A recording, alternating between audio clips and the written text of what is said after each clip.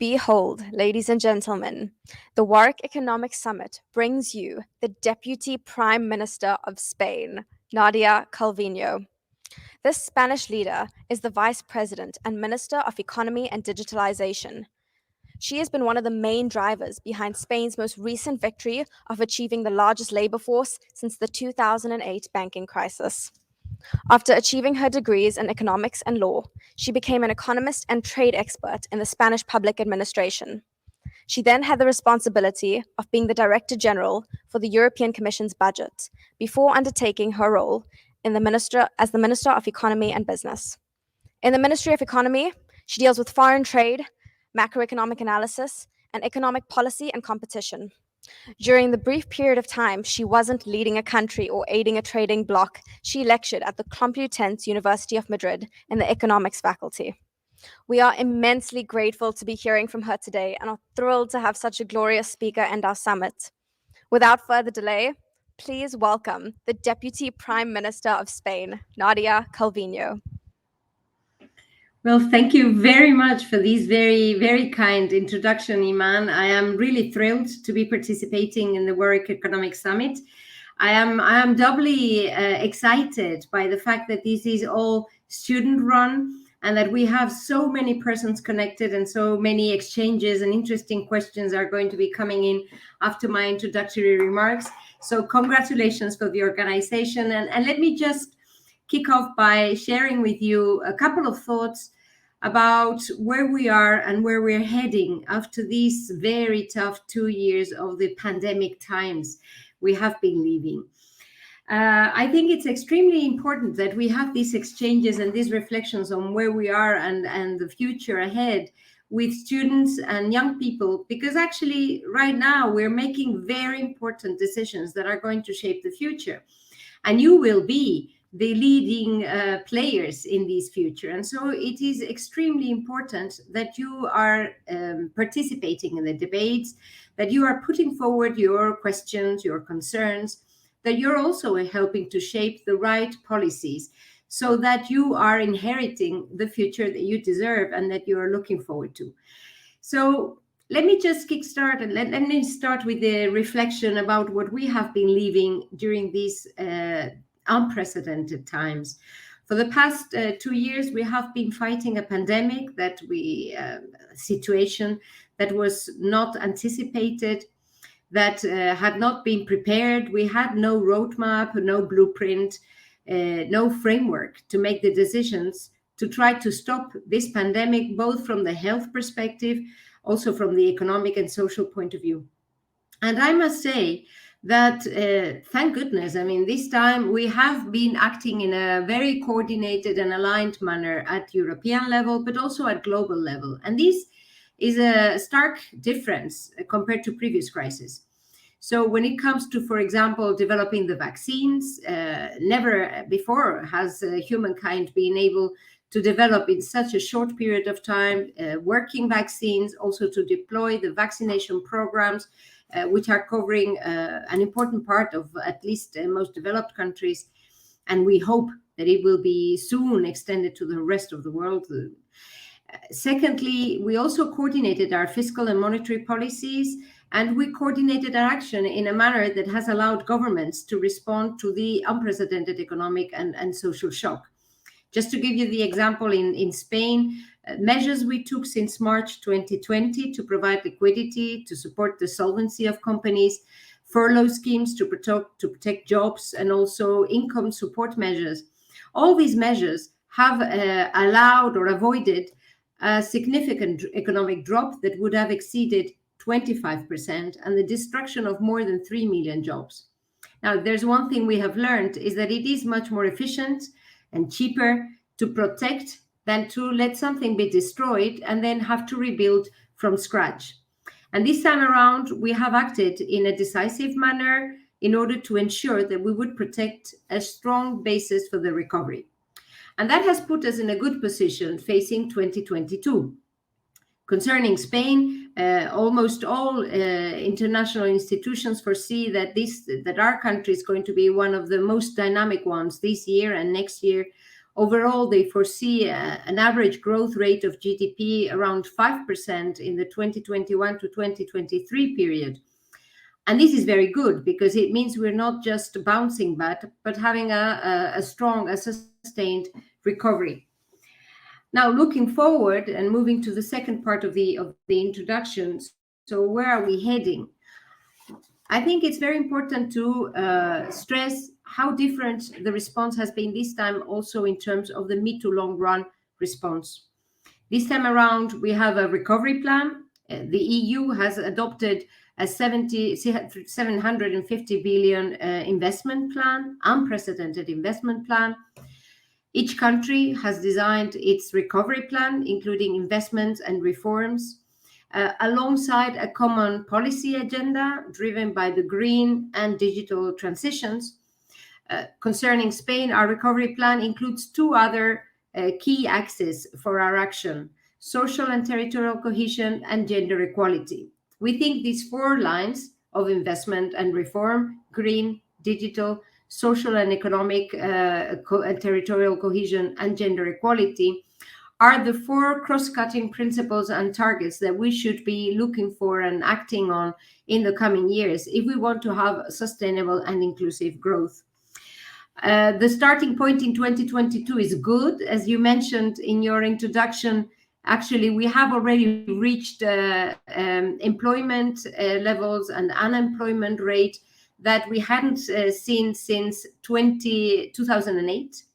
So we are recovering the levels before the great financial crisis. And this allows us to also preserve investment going forward. This was maybe the first casualty when reacting to previous crises.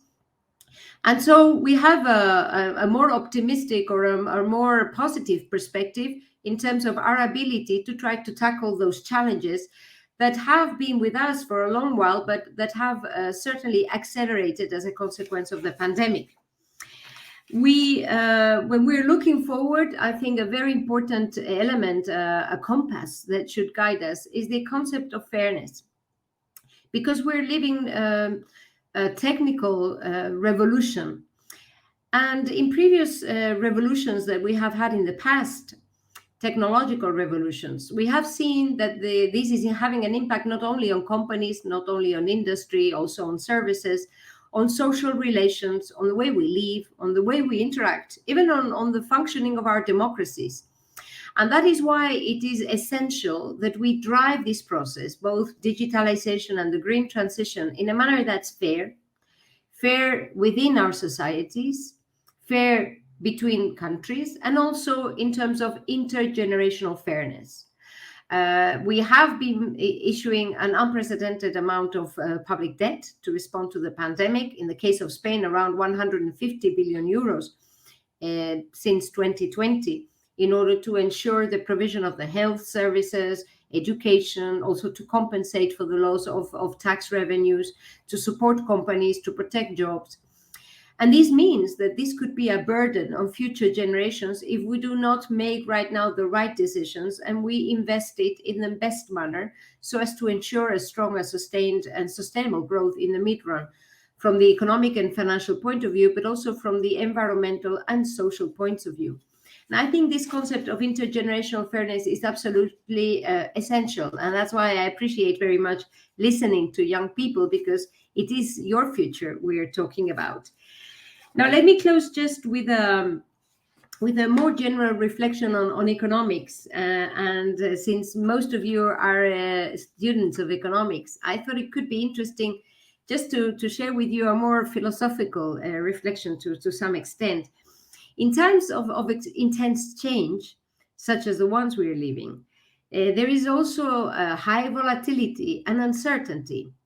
There is also opportunity for the creation of new ideas. Some ideas are going to be coming up that maybe would not have otherwise, if we hadn't lived through the pandemic, if we hadn't adopted the decisions we took in a coordinated manner since March 2020, if we didn't have the recovery plans and if we didn't have this agenda of building back better. And throughout history, economic theory has always been accompanying, the dominant paradigm has always been accompanying economic reality. the same way that the classical economists were there, and utilitarianism was growing in the heart of the industrial revolution, in the same way that Keynes' ideas were dominant after the Great Depression. Same way that monetarism grew when we had the danger and the risk of stagflation, and inflation was the key concern. The same way, I do think that there is a new paradigm that is being built right now. It is really incredible that there's an alignment of planets such that all international institutions and national governments in most jurisdictions around the world are now talking about sustainable and inclusive growth.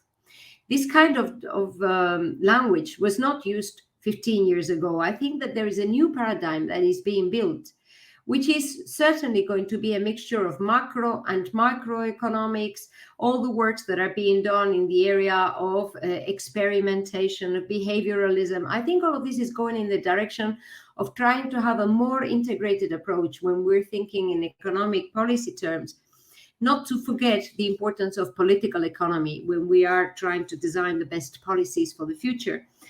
And that would be my closing remark to you. I think that as economists, we need to open up our minds and not only have a plural approach, a multidisciplinary approach that would include the traditional partners that we have, that's philosophy, politics, sociology, maybe. I think that right now we need mathematicians, we need geographists, we need biology also to be part of our analysis. All the natural sciences, psychology, all these sciences and all these different branches of the knowledge have to come together in order for us to be able to make the right decisions right now. And I think that having a university such as Warwick, which has such a broad program of different faculties and different studies, is really enriching, so that we can try to learn as much as possible from each other and try to shape the future that we want. In that sense, I always refer to a very interesting question that was posed to Tommaso Padoa-Schioppa, undoubtedly one of the fathers of the euro, an excellent Italian economist. He was asked once, so Mr. Padoa-Schioppa, what is it you want? Do you want to understand the world or to change it? And he said, well, of course, both. That's why I am an economist. I'll leave you with these thoughts, and I'm very happy to take all your questions and listen to your views, to your reflections in this so interesting summit at a very interesting time.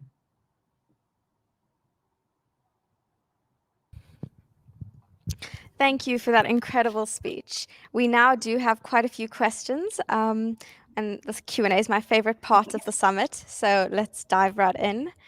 Our first question is, previously, the governor of the Bank of France said that inflation in the EU is not something to worry about. How are the recent rises in inflation to the economic recovery of Spain and the EU as a whole? Oh, how worrying are the recent rises?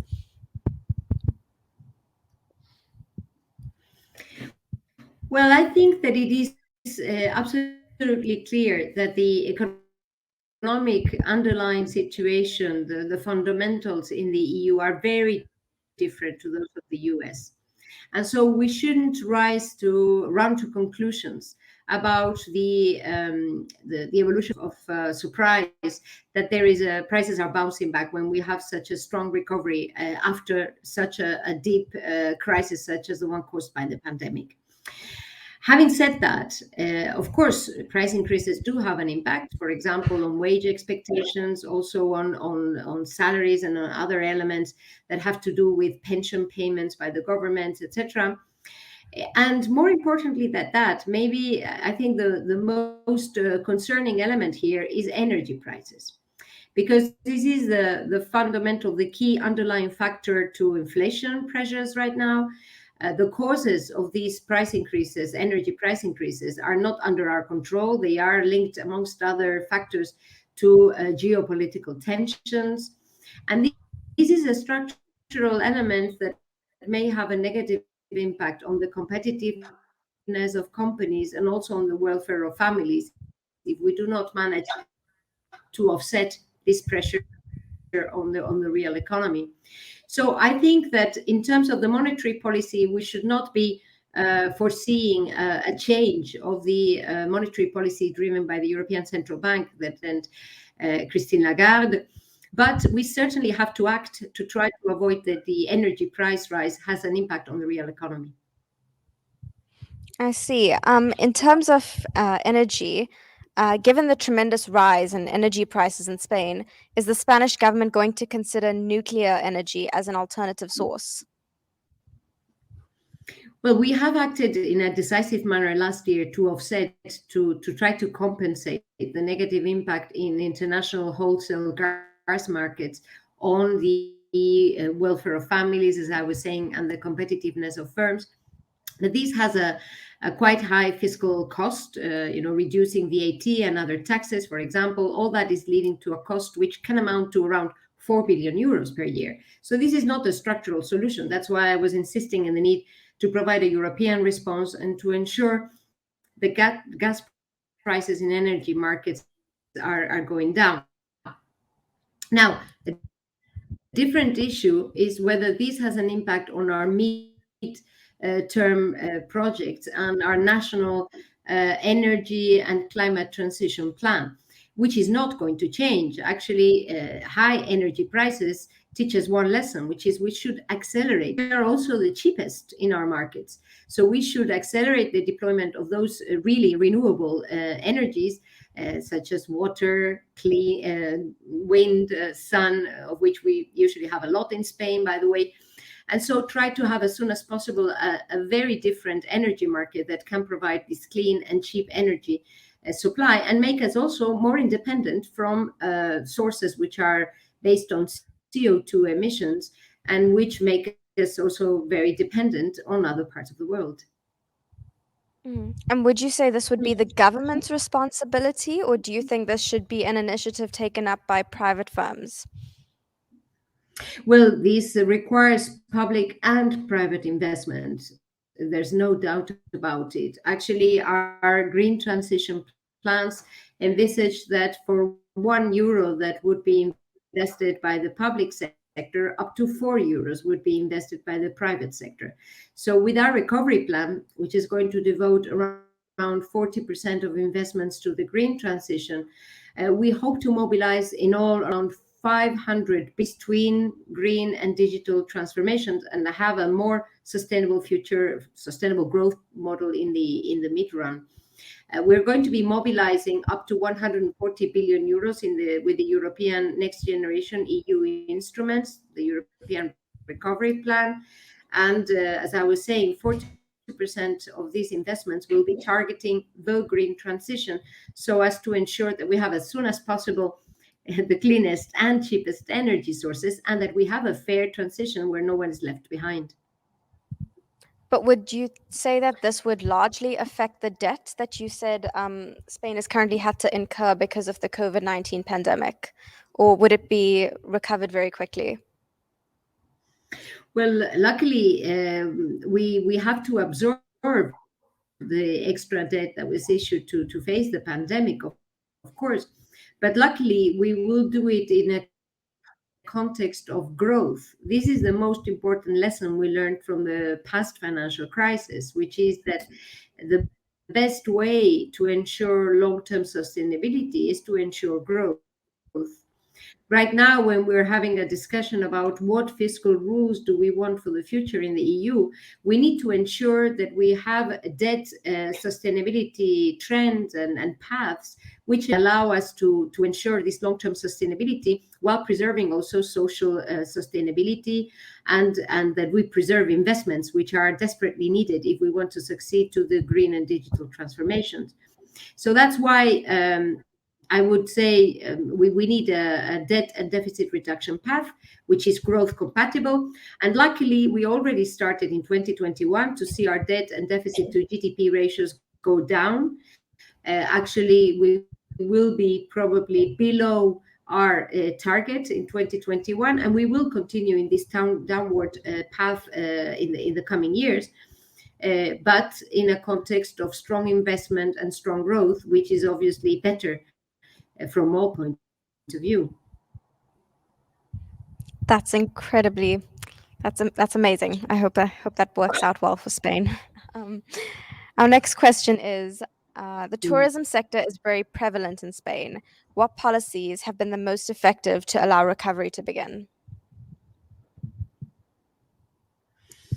Yes, indeed. Around 15% of Spanish GDP is directly or indirectly linked to the tourism sector. We have a very strong tourism industry, which suffered very directly from the response to the pandemic, which forced people not to interact, not to travel, and that explains the big drop in GDP that we saw, particularly in the second quarter of 2020.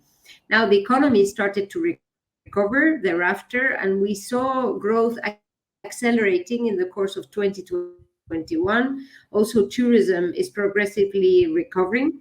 National tourism has already fully recovered, but we are now still awaiting the full recovery of international tourism.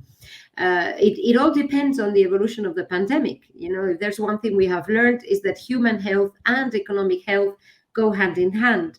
And so the most effective economic policy is actually fighting the pandemic.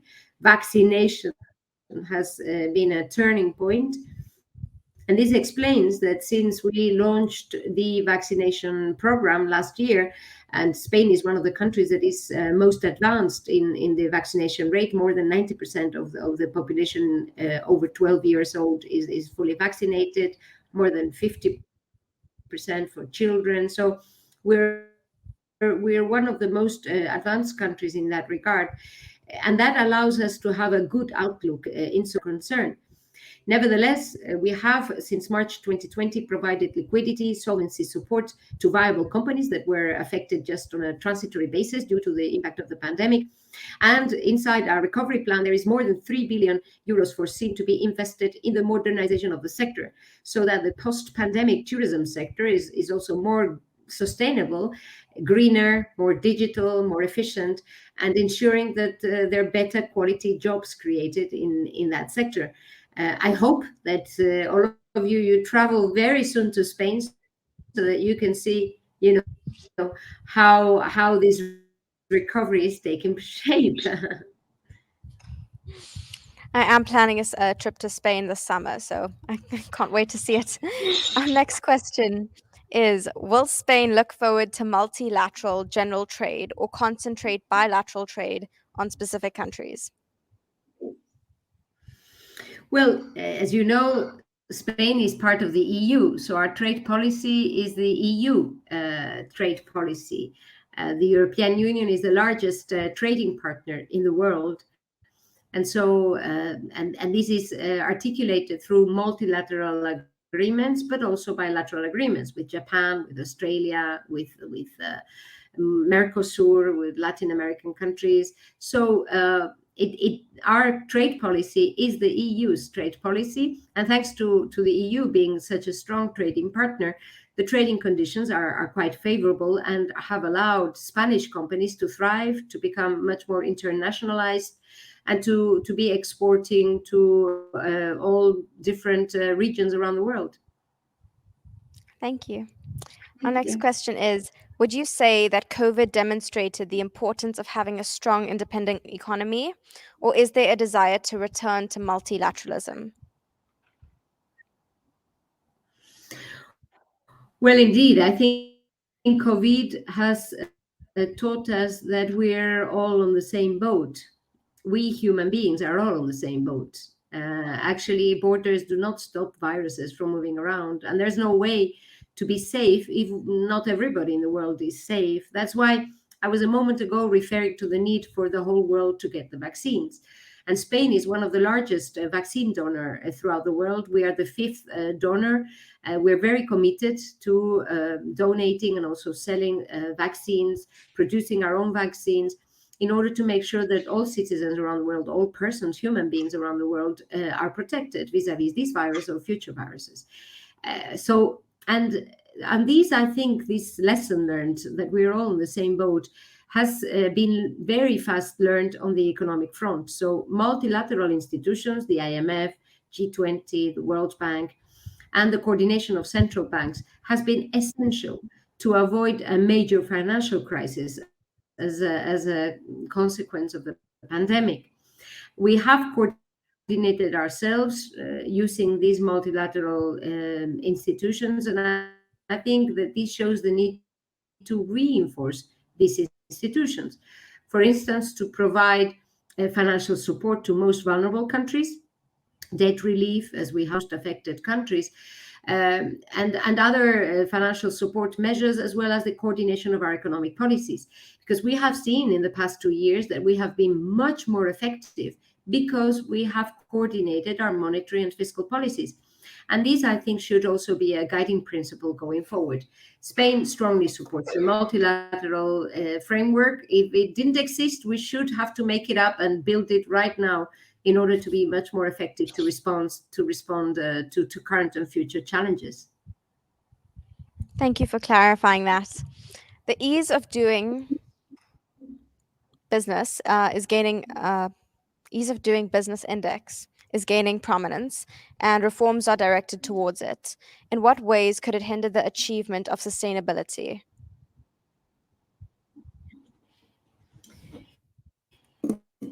Well, yes, I think most recovery programs include not only large investments to support economic activity, but also structural reforms in order to adapt our legal frameworks to current situations, also to facilitate doing business, to modernize our economies.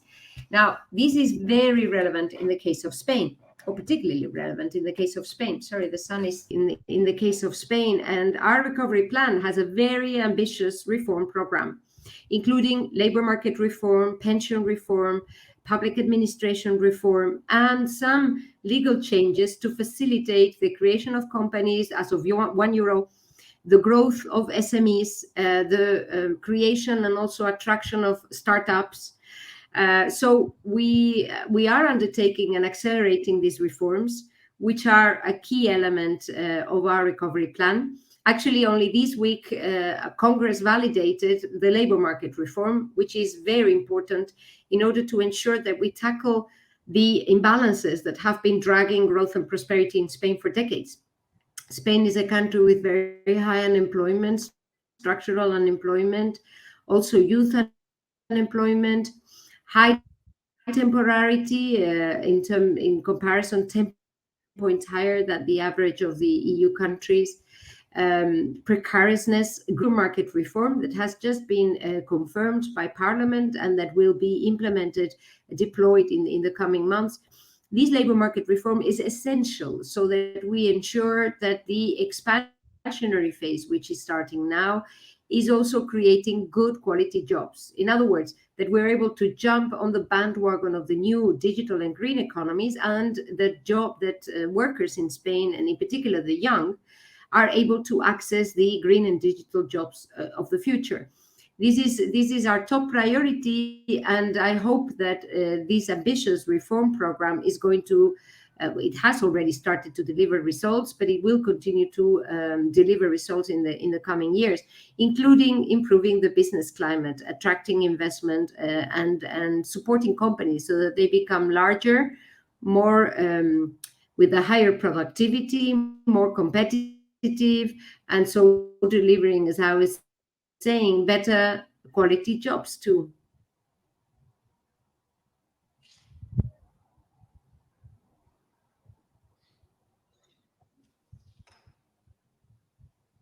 Okay. Hello, can you hear me? Yes, I hear you now. Okay, great, thank you. Given the history of high youth unemployment in Spain, do you believe the online work environment will deepen the crisis?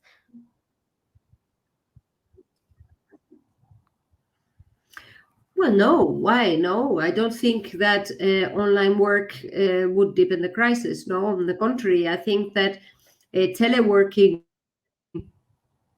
has proven to be a factor of resilience. Actually, what we saw from the start of the pandemic was that it was very good that we had very strong digital infrastructures, so that our connectivity was excellent, and so people could work from home, learn from home, see their dear ones from home, watch films and be entertained whilst being in at home.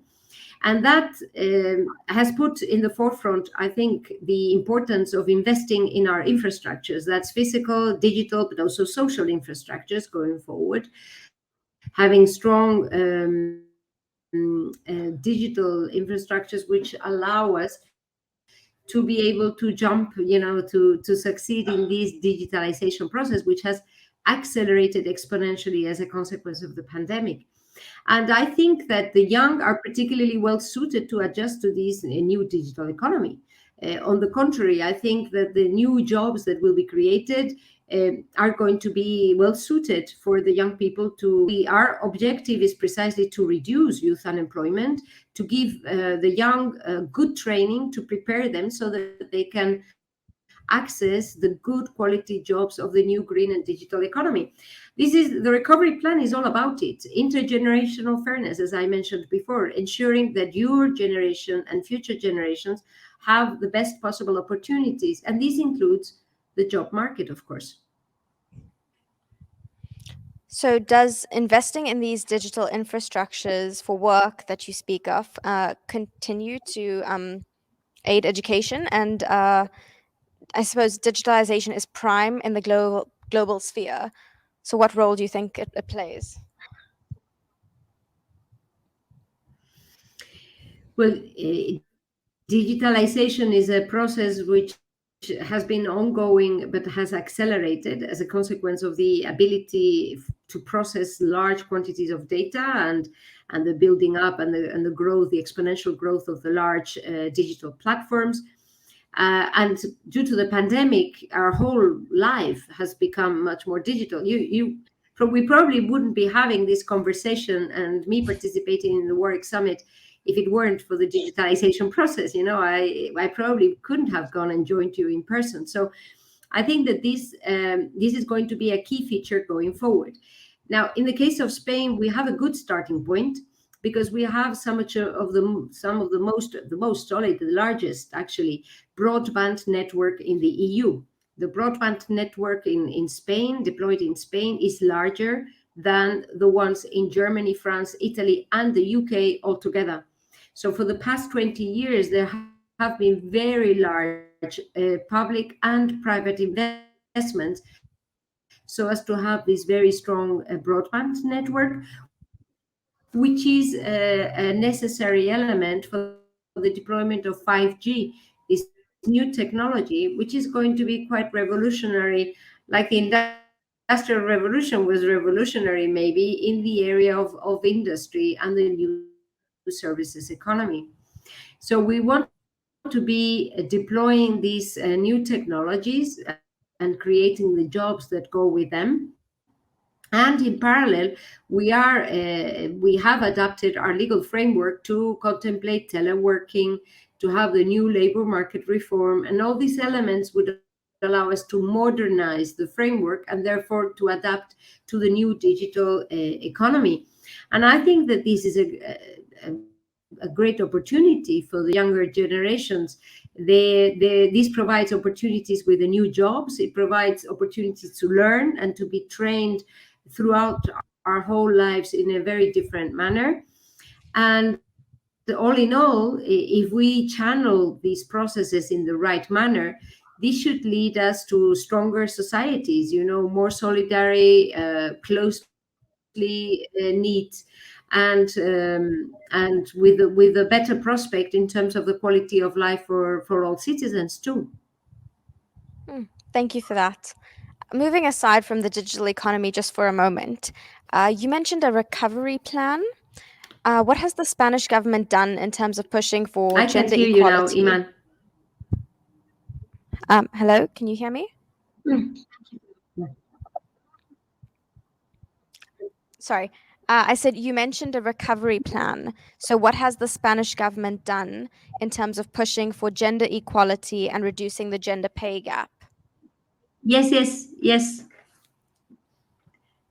Thank you very much for that question.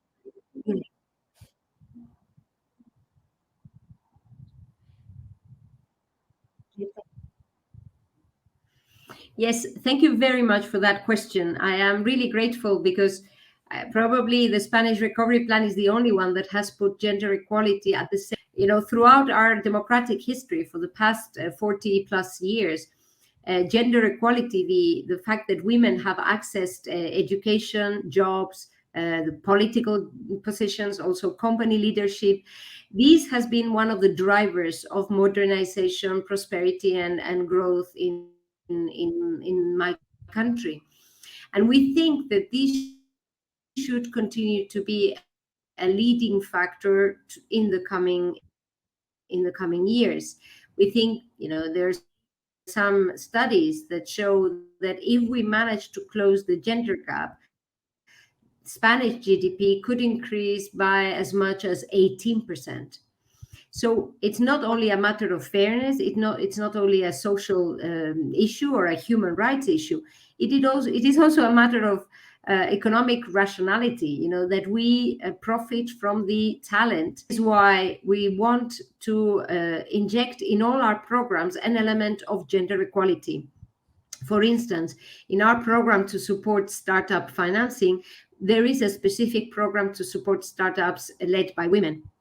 And in other areas, we inject when we're designing programs to reinforce pilot projects for social inclusion and other kinds of investment plans wherever applicable, and we are paying a specific attention to women continuing to have an important role in these investments and the economy in the future. And this is absolutely indispensable because the pandemic has hit women most starkly and just like the young in terms of the economic impact, because women have a higher share in those sectors that were most impacted. Tourism, hospitality, they are also in the forefront of the fight against the pandemic, in a higher role in taking care of the elder and of the children at home. And so for all these reasons, women have been particularly hit by the COVID-19 pandemic. And so we have to make sure that they are able to access the jobs that will be created going forward. And that is why we're paying such a strong attention to also training, digital skills, with specific programs directed to women, to make sure that there is not a broadening of inequality as a long-term consequence of the pandemic. That is incredible. One of our viewers has a bit of a follow-up question for you. They asked, do you think that the age of digitalization will make it more challenging to monitor gender inequality and discrimination in the workforce, or would it make it easier?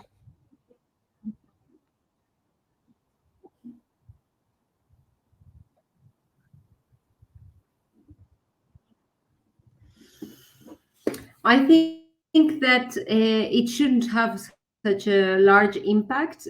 The one thing that we have to be very mindful of is the extent to which teleworking can, at the end of the day, be perceived as a manner for women to stay at home and therefore to be a bit more isolated from the core where decisions are made. It is very important to avoid this risk, and so to make sure that teleworking allows us to have maybe even a better monitoring of policies to ensure gender equality. I do not see why this should be a factor hindering the gender equality agenda if we avoid the risk that women are less present in those tables where decisions are made. Thank you. Our next question is, How does Spain and the entire European Union plan to support innovation, responding to the increased competition around the world, particularly from emerging economies?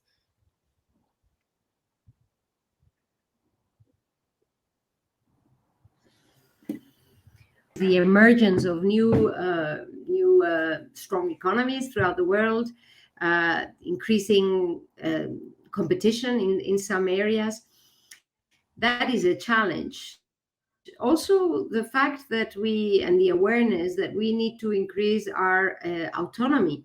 We have seen in the last year the impact of bottlenecks in international supply chains, for example, affecting semiconductors, which are key for the car manufacturing industry. Just to give you a very clear example, Spain is the second car manufacturer and exporter of the EU after Germany. And so many of the plants here in the country have been stopped or partially stopped due to the lack of chips. So this makes it absolutely clear that we need to develop our innovation capabilities in many areas in order to ensure that there is a more resilient economy going forward. I think that the innovation programs that have been launched by the European Commission and the national recovery plans, which are putting a strong emphasis and focus on investing in innovation, in research and development and innovation, I think that this is going in the right direction. And we're also modernizing our tools, having a mission-based approach. So instead of just offering grants or other forms of support to research centers, universities, for them to try to identify what are the societal challenges that we have right now. It can be the sustainable energy, renewables, it can be aging, it can be developing precision health medicines. We have issued these missions so that innovation is targeted at trying to address these challenges. And I think this new modern approach is going to bring about a more efficient use of public resources when supporting research. We have already launched many of these plans. Spanish universities and are already starting to launch the research programs. And I think that this is absolutely key if we want to have a more performant, a more sustainable and resilient economy, because investing in training, having strong growth and sustained growth in the mid run.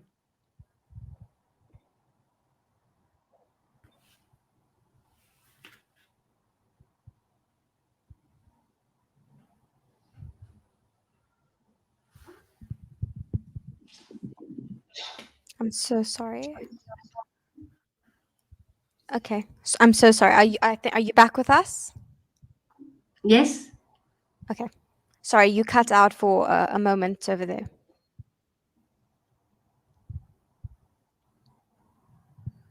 Miss Calvino? Yes. Sorry, you cut out for a moment. But it's fine. Okay. We'll move on to the next question. Going forward, do you think that Spain and the EU's role in this new era of trade competition between the US and China, what do you think the role is?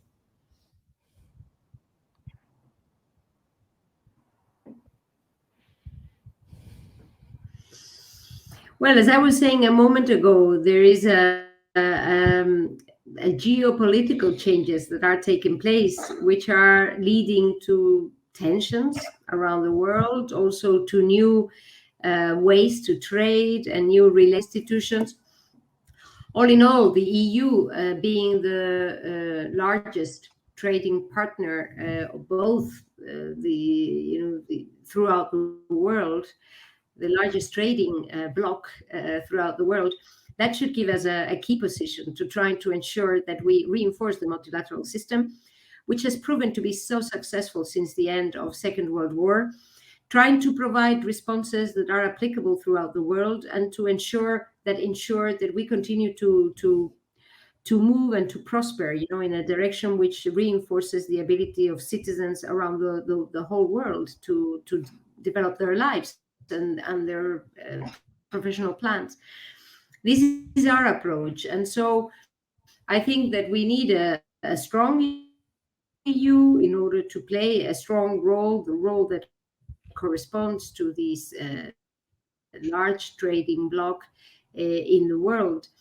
And that is, I think, very much the approach of the recovery plan, making sure that we lead the green transition, that we are also successful with the digital transformation, and that the developed in the last centuries in Europe are also leading the world, and they continue to be beacons of values such as peace, the protection of minorities, solidarity, prosperity, and these values that are underpinning the whole EU project, and which have been a beacon attracting people from throughout the whole world in the past. They continue to be leading our policies and our place in the world going forward. Thank you. What industries are the Spanish government looking to promote other than tourism to protect its workforce and encourage the growth of your labor market?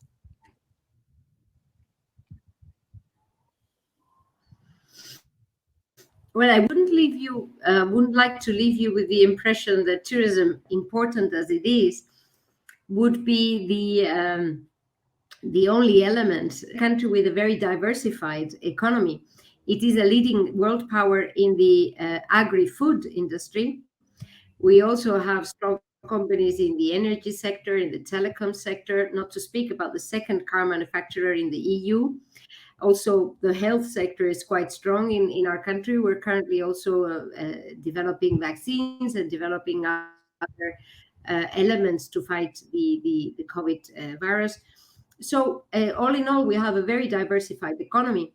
So, our approach in the recovery plan is a double approach. On the one side, modernizing the whole economic tissue. So all these industrial, agricultural, and services sectors, modernize them so that they become greener and digital and more efficient. And at the same time, identifying those strategic programs and projects that can mark the difference going forward so that we can be leading, such as the transformation of the whole car manufacturing value chain so that we develop the electric and connected car. Projects such as the precision health development, so that our national health service can continue to afford and provide the precision medicines that will be developed in the coming years to the whole Spanish population. For example, the strategic project to modernize the agri-food industry, or to support the industrial capabilities in the aeronautic sector. So even we have one of the strategic projects we will be developing has to do with artificial intelligence and language, because Spanish is the second or third most spoken language throughout the world, and we want artificial intelligence to be thinking and trained in Spanish too, not only English. So we have identified a limited number of strategic projects that will be developed to bring together public and private investment in a manner that is transformational and future-proof, and allows this recovery plan funded with the European next generation EU transfers and credits is put to good use and allows us, as I was saying at the beginning, to younger generations. Thank you. Our next question is: do you believe that target 2 differences between Did you EU hear me? countries? Yes, I can hear you. I apologize for the lag. Do you believe that target 2 differences between EU countries is something to be concerned about for debtor countries, or is the core periphery relationship economically secure?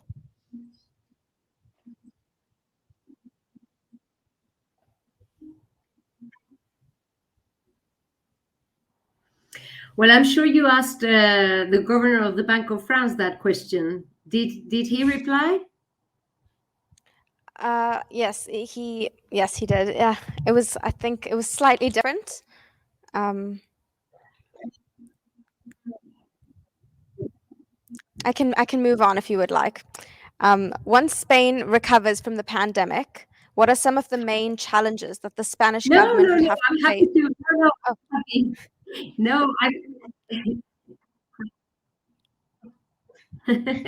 Sorry, due to the lag. No, I'm very happy to at least talk about one of the elements. I would refer to what the governor said on target two in particular, because it's the European Central Bank that has a more direct role in looking into these issues.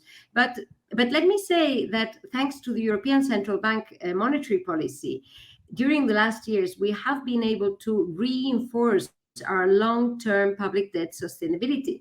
Actually, the interest rate to GDP ratio has dropped in Spain under 2%. And the average maturity of our public debt outstanding is above 8 years. So our sustainability index is better than it was before the pandemic or some years ago. And this puts it as a good position, I think, to face the coming years in the sense of continuing, as I mentioned in another reply, continuing to reduce our debt to GDP ratios, but in a context of strong economic growth. And from this point of view, I think that the core periphery differentiation is probably one that should no longer be considered in the same manner, or probably the countries that are considered to be in one or another of the groups would probably change if we have a more long-term perspective to the relative positions. thank you. In terms of moving away from the COVID pandemic, once Spain completely recovers, what are some of the main challenges that you think the Spanish government would face in the next, let's say, 5 or 10 years? Hmm. It's very difficult to anticipate challenges because who would have anticipated the COVID pandemic? Who would have thought we had to face a volcano eruption as we did Mm. last year? In one of the Canary Islands in La Palma, a beautiful island, and the people in La Palma have suffered enormously due to the volcano, which was totally unpredicted. Uh, and so I find it very difficult to know what's going to come our way in the future. I would say two things. One is the green and digital transitions are surely going to stay with us as long-term challenges. We need to ensure that the same way the Industrial Revolution changed our social relationships and our democracies and our companies, our economic tissue, we have to make sure that these new technological revolutions are fair and they do not create further imbalances and inequalities. That the digitalization is based on a humanistic approach, so that the person is put in the center, and that we protect our rights and our values in the creation of this new green and, most importantly, digital economy.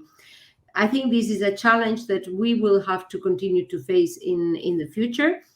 And the second idea I would like to share with you is the importance of learning the lesson that we're all on the same boat. And so we better help each other. We better reinforce our coordination mechanisms, our multilateral mechanisms and institutions, because they have proven to make us much more resilient when facing a challenge such as COVID. And they will continue to be an element of resilience and strength going forward, whatever comes our way. Thank you. Our last question is, what are some of the best lessons you have learned through the course of your illustrious political career? And what advice do you have for aspiring policymakers? Thank you very much. I am delighted to hear this question, because every time I talk to young students in my country, in other universities and other centers and educational centers, I am always delighted to encourage all of you, to learn, to be trained, to listen, to look around, to try to profit as much as possible from your current experience, because you are the leaders of the future, no doubt about it. And so this is the moment for you to invest in building those leaderships skills and your ability in the future to understand the world and also change it to the better, no? And the experience I could share with you is maybe that no matter how strong our academic preparation and skills are, when it comes to policy making and to responding to unprecedented challenges like the ones that have come our ways for the past 2 years, I think it's very important to keep calm, be prudent, be balanced, and keep a very clear compass in your mind. We have responded to the pandemic with no roadmap, no blueprint. It was an unprecedented situation, and we have taken unprecedented measures, very difficult to take economic policy measures. But our compass was quite clear that we wanted to protect citizens, we wanted to protect companies, to protect our economy. So that we could have a strong basis to build back better and to have a very different exit from this crisis as compared to the past financial crisis. And I think this compass is essential when you are going to be taking decisions in the future, so as not get distracted, by the noise that is always around us, and focusing on what really matters, what is really important, which is working for the benefit of citizens. Thank you so much for that meaningful piece of advice. Unfortunately, that is it for our Q&A, but it was an honor to have you here, and we are so grateful that you spoke to us and gave us such incredible advice. Thank you so much. Thanks to you, all the best, and looking forward to seeing you in next year's edition. Bye-bye.